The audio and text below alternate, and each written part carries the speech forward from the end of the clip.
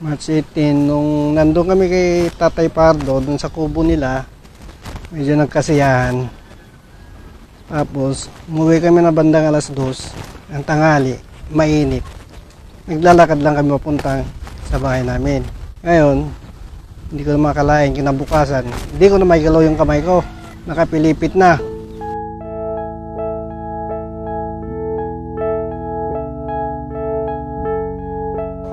Nagising na lang ako, nakapilipit na yung kamay ko, akala ko tinalian. Hindi ko na maigalaw. Wala nang pakiramdam tong kamay ko. Hindi ko na may taas. Puro ka ganyan na lang. Nakapilipit lagi.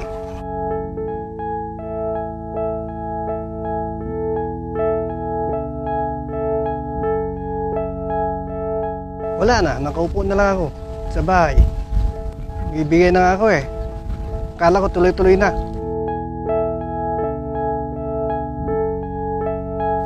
Bubuhat ako ng baso, gumaganon, iikot. Nung dati-dati, nagpapa-BP ako. Normal ako, dahil 120/80 lang. Tapos, nung na-heat stroke ako, nung March 18, at after 2 days, nagpa-check up ako ulit, nagpa-BP. Doon ko nalaman na mataas ng dugo ko, 180/120. Na-meet ko sila doon sa kubo. Kasi nga, nire-recruit ko nga sila sa Night of Columbus. Sabi niya sa akin, tayo na-stroke ako eh. Kaya lang pa, kahapon hindi ko na magalaw itong ako. Nagluluto nga ako ng pulutan. Sabi ko, sige, punta ka rito bukas. Sige. Yun nga, binigyan ko siya ng pang-inom. Sabi ko, purbahan mo ito, baka maalis.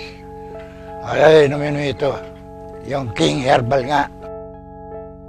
After 1 day, tumawag ko kay Tatay Pahardo.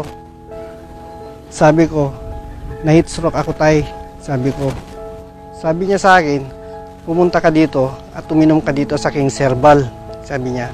Pumunta ako sa kanya.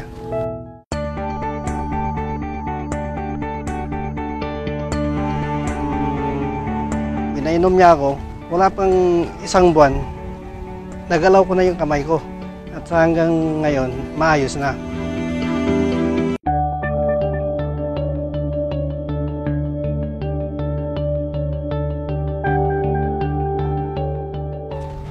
Kamay ko ngayon, diretso na.